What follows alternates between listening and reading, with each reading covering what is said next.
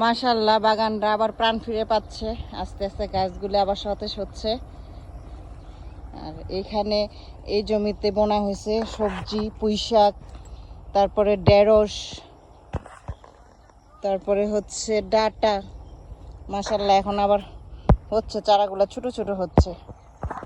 যে বাড়ির থেকে আমার ভাবি কচু গাছগুলি দিল, যেগুলি নিয়ে আসলাম সজনা ডাল, এগুলি লাগাই দিব। এই কিনার দিয়ে লাগাবো।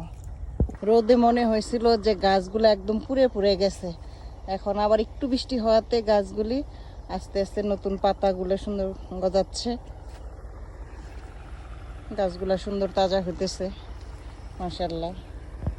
এই আশেপাশে সমস্ত কিছু বরট চলছে, সমস্ত খালি জায়গাগুলি নালাগুলি বরট চলছে। বাড়ি ঘর হয়ে যাবে অতি তাড়াতাড়ি ইনশাল্লাহ, আমরাও করে ফেলবো। আমার ইচ্ছা আছে আগস্টে বাড়ির কাজ ধরার। তো সবাই দোয়া করবেন আমার জন্য, আল্লাহ যেন সহি সালামত মনের আশাটা পূর্ণ করে, ঠিকঠাক মতো বাড়িটা করতে পারি। ইনশাল্লাহ সুন্দর ডাটাও হচ্ছে, এই সাইডের এগুলো আগে লাগানো হয়েছে, এগুলা সুন্দর হয়েছে। যে গাছগুলা একদম পুড়ে গেছিল, এখন গাছগুলা সুন্দর তাজা হইতেছে। এটা হচ্ছে মালবেরি গাছ, ছাটায় দেওয়া হয়েছে, মোটামুটি মালবেরি ভালোই আইছে। এই যে আসতেছে এই এলাচি গাছটা একদম রোদে পুড়ে গেছে, আস্তে আস্তে আবার ভিতর থেকে নতুন গাছগুলা হচ্ছে, নতুন পাতাগুলা গজাচ্ছে। এটা হচ্ছে অরবরি গাছ, জানি না মানুষে কি বলে, সাদা সাদা এক ধরনের বড়ি আছে, অনেক হয় সেই গাছটা।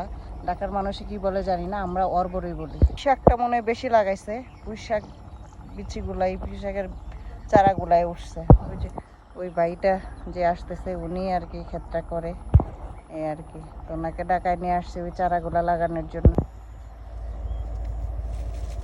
ভাই এখানে এই কচু গাছটা পাওয়া যায় না? অ্যাভেলেবল আছে, আমার এনে কত আছে দরকার। এখন আর তেমন হয় না, হয় তত বেশি হয় না।